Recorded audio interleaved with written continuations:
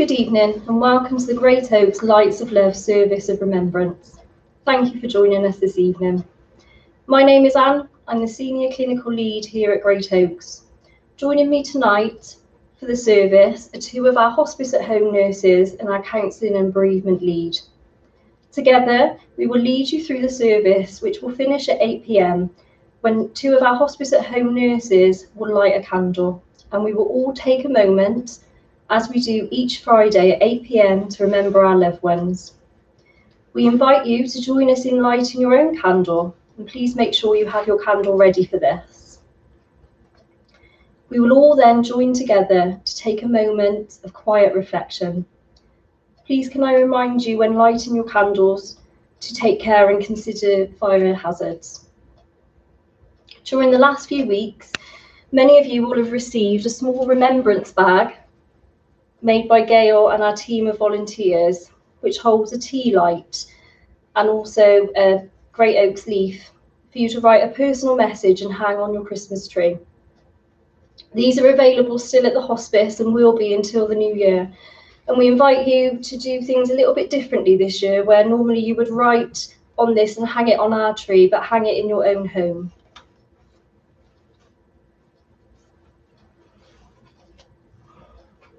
In May, it was Dying Matters Week, and we introduced the initiative of Take a Moment. So each Friday, we light a candle for our loved ones. It gives an opportunity to reflect, and many people have told us how much this has helped them. For obvious reasons this year, our Remembrance service looks quite different. But thanks to the wonders of technology, our community can join us virtually this evening for this service. We are gathered here tonight to remember all those we have loved and sadly lost, but still hold dear in our hearts. Lights of Love is not just about the relationship we have with those no longer with us, but also about the love that remains. The often used quote, "Love is patient and love is kind," also reminds us that love gives us hope, never fails, and is everlasting. 2020 has certainly been a challenging year for us all due to the COVID-19 pandemic. The pandemic has impacted us hugely in our normal way of life and affected those around us who have been dying. We have faced funeral restrictions, visiting limitations, and lockdowns that have meant we have been unable to be with our loved ones during difficult times. The hospice has continued to care for the community throughout the pandemic, and I would like to take this opportunity to remind you that we are here for you, however you may need us or however you want us to support you. Although at the moment we cannot have people into our building, we have adapted our services to enable us to continue to support the community. And if you feel you need us, please contact us. This evening, we will be reading poems during the service from a book called No Shore Too Far, written by a gentleman called Jonathan Steedle, who lives in Gloucestershire. Jonathan wrote this book following the death of his wife, Jackie, in 2014, who sadly died from cancer. He promised her before she died that he would write this book. The book of poems is about love, loss, and life. The first poem he wrote following her death, and it's called A Bigger Picture, which I will now share with you.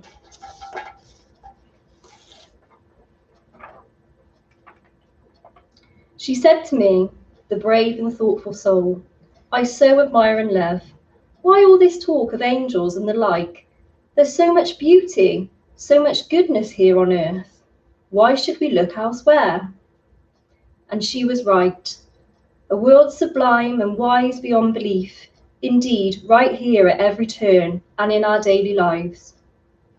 And yet, like so much else we witness hour by hour, the wind, our thoughts, the life that calls forth flowers from tiny seeds we cannot always see, with eyes that have to close at night. Miracles abound, both seen and unseen, day in, day out, and in the here and now. So too the angels and the gods of whom I sometimes speak, are not for me far out in space or in another world, but working in our daily lives to help us out of bed and out into the rain, to help us make the next step and the next. And now she too is nowhere to be seen, my dear and precious friend, my wife. And yet she lives, of that I feel so sure, closer perhaps than when we held hands or disagreed about the meaning of it all. Together, still, united in our search for what I sometimes call a bigger picture, a journey and a quest that maybe never ends. I'd like to thank Jonathan for letting us use his poems in our service tonight. And I'd now like to introduce Anne Edwards, who's our community clinical lead, who will read another poem. Thank you.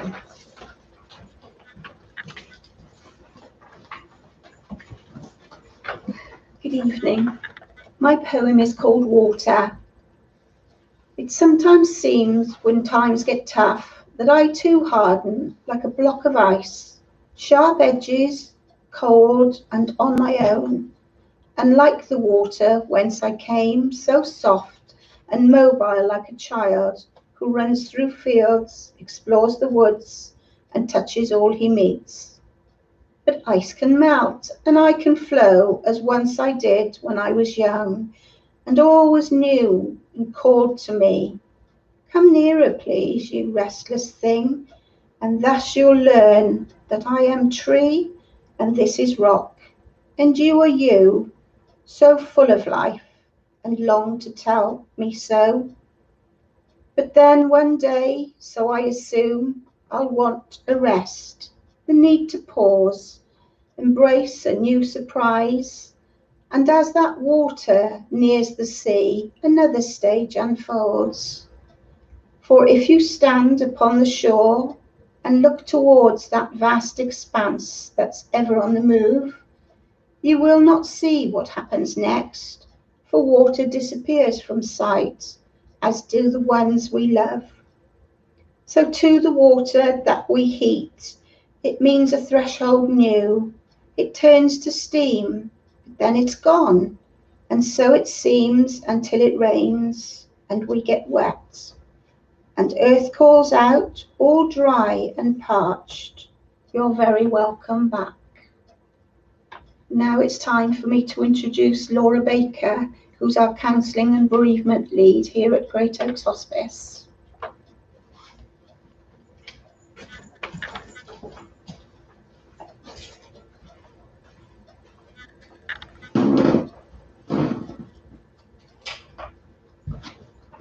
Remembering our loved ones at Christmas. Christmas is often a time spent with loved ones.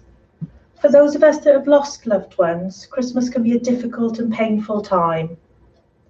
Whether it is the first Christmas or Christmases past, many past, it can be a reminder that a special person is no longer with us.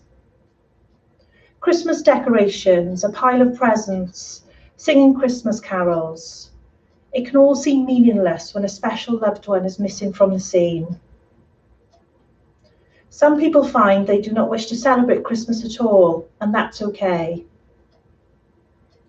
If you're struggling with the loss of a loved one this Christmas, know that you are not alone.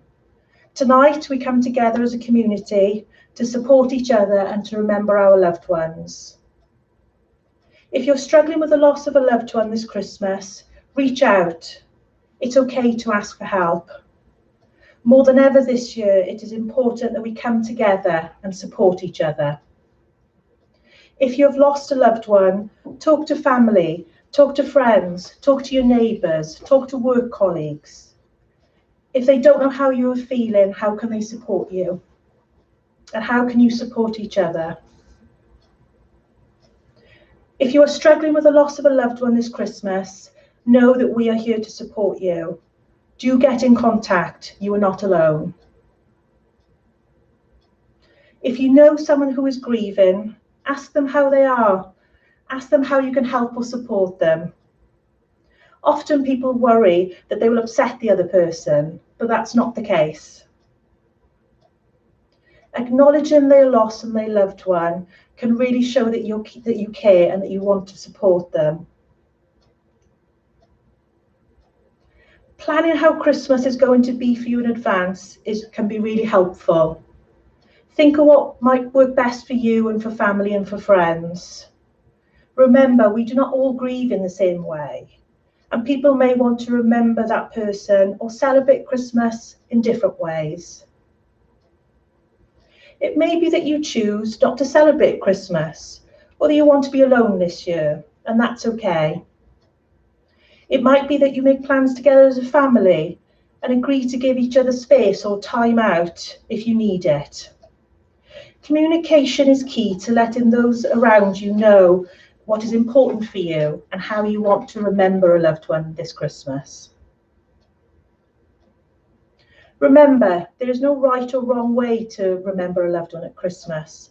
It is about finding what is meaningful for you. We know that facing Christmas alone or whilst grieving can be a daunting prospect, so it's important to look after yourself. We can be tempted to drink more during the festive period, so it's important to remember that using alcohol to escape the pain of loss only provides temporary relief. So do monitor your alcohol consumption, and do remember that self-care and looking after yourself is really important. Christmas may mean that your normal routine is disrupted, and this can make it easy to forget to look after yourself. So keep into regular patterns of eating and sleeping are small things that can make a big difference. Fresh air can also be really helpful. So if you're finding things difficult or you need time out from being with others, maybe think about taking a walk and connecting with nature. It's so important to ground ourselves, and connecting with nature is a really great way to do this. It can be easy to feel guilty about feeling moments of happiness during the festive period, but it's important to know that it's okay to feel happy, and your loved one would want this for you. Christmas can be a difficult time for many. However, it can also be a time when we cherish and celebrate the memories of those who are no longer with us. And it can be an opportunity to remember them and how much they will always mean to us. So what are some of the ways that we can remember our loved ones at Christmas? This Christmas, you might continue with traditions that remind you of your loved one, or it may be that you decide to start new traditions. Sometimes people like to visit the person's grave or where their ashes are scattered, or a special place to them or to their loved one.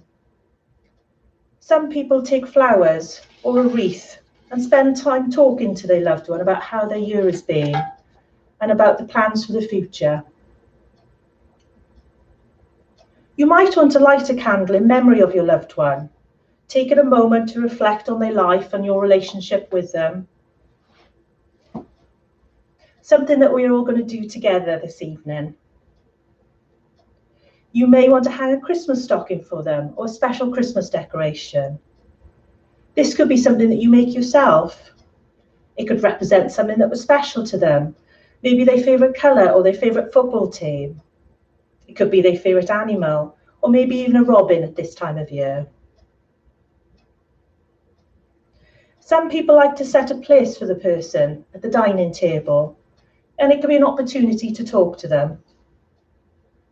It can also be an opportunity to start discussions with those at the dining table, sharing memories of the person who is no longer with us. After the loss of a loved one, it can be hard to part with their belongings. However, Christmas could be an opportunity to wrap up some of your loved one's things and to give them to friends and family who would appreciate and cherish them. You might want to consider planting a tree in memory of that special person. Some people like to buy a gift that their loved one would have liked and give it to somebody as a gift or to donate it to charity. Some people also like to make a donation to charity in remembrance of their loved one at this time of year. You might want to watch their favourite Christmas film, or make their favourite Christmas foods, or listen to their favourite Christmas song. These are just some ideas, but there are lots of ways that we can remember a loved one at Christmas. How will you remember a loved one at Christmas this year? Whatever you decide, remember there's no right or wrong way to remember a loved one at Christmas. It's all about communication, self-care, and finding what is meaningful to you.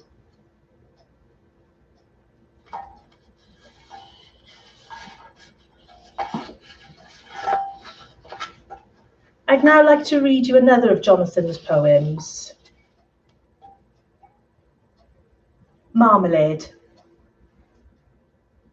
When white, not orange, cold, not heat, reminded us our friend the sun was very far away, you, carer of the four of us, took down your cauldron from the shelf and chopped up fruit, which boiled and filled the house with steam. And so our treat for months to come would slowly fill up jars, and breakfast were a daily feast, reminding us at start of day of Spanish warmth and English frost, and all those hours of toil. Now all is quiet, but nothing lost. I live both now and then. Your skills I miss, but what remains?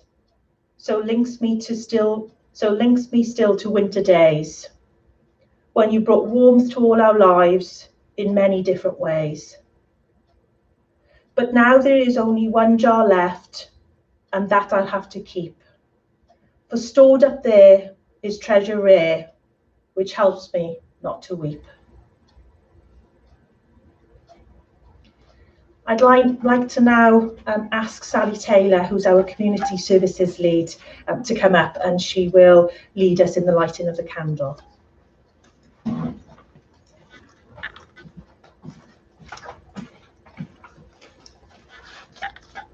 Thank you, Laura.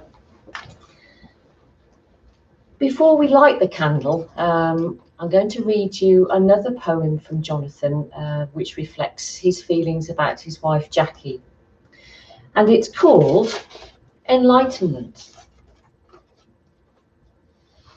In forest dense so long ago, when night was night and the day still dark, and all I had to find my way was one candle in my hand, I saw but shadows, shapes and forms, and stumbled oft on rocks and thorns, and nothing had a name.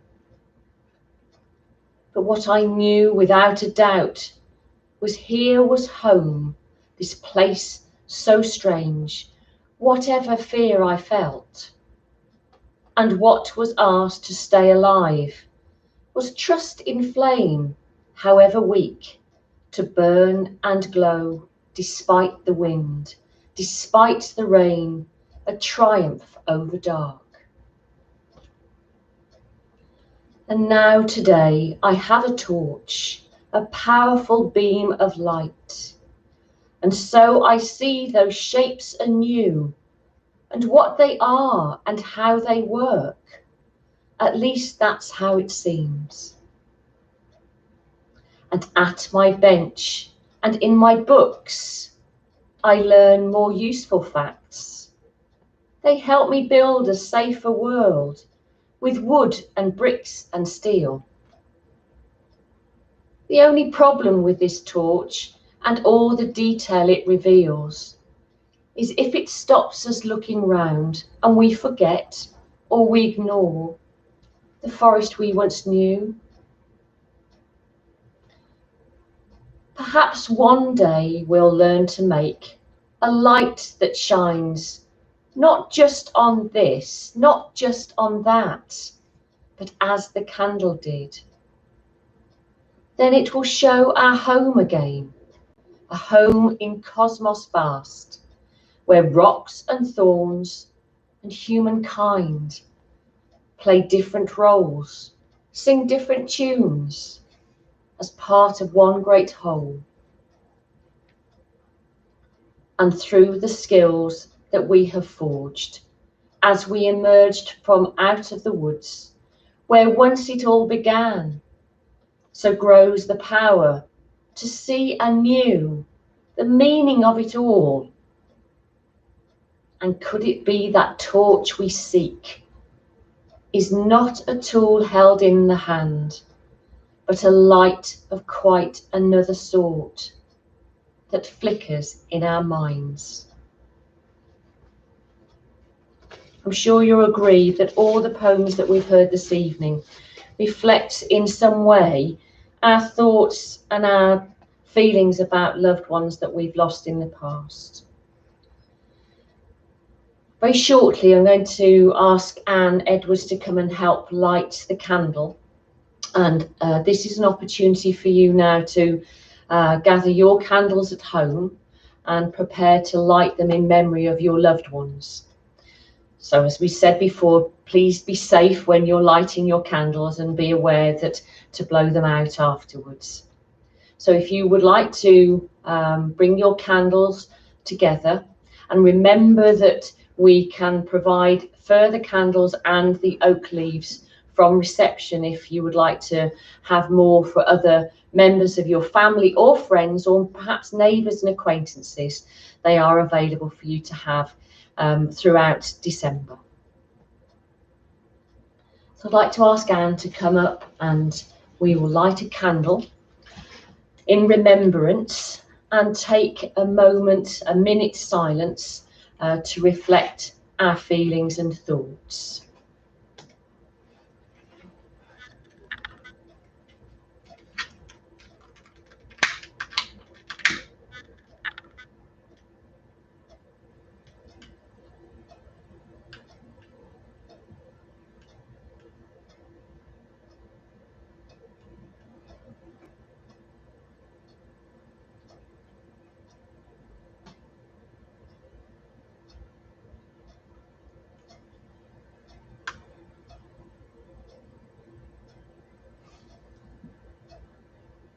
Really?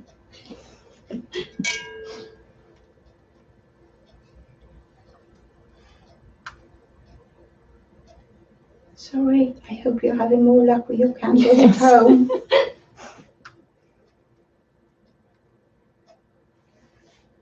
did work on our trial run. It did work in rehearsals, yes. Sorry.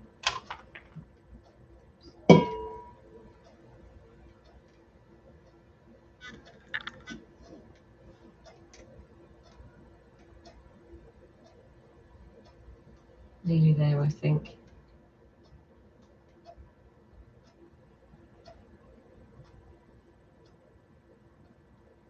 There we are. Is that good? No.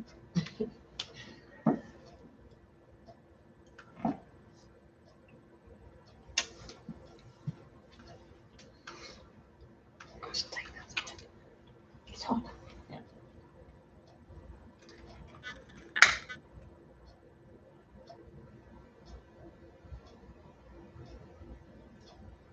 There we are.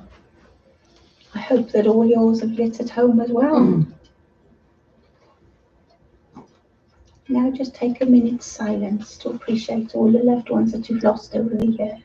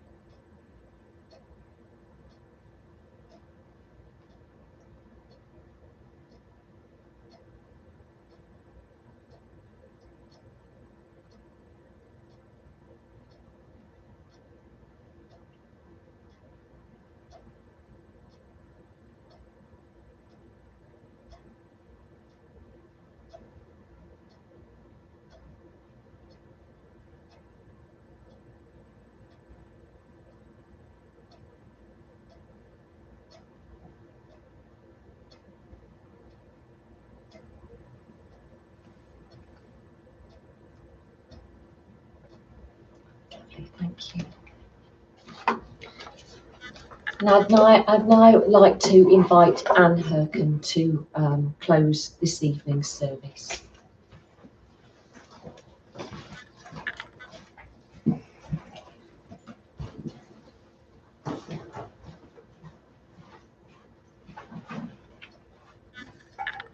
Thank you to everyone who has attended this evening. We hope it's given you some comfort and support. I'd like to reiterate what we've said during the service about getting in touch if you need any support at all. Thank you to everyone who supported us over the year as well. The service will be available to rewatch on our YouTube channel or via the link on our website. Thank you, everyone. Wishing you all a peaceful Christmas and New Year. Happy Happy Christmas, Christmas, everybody. everybody.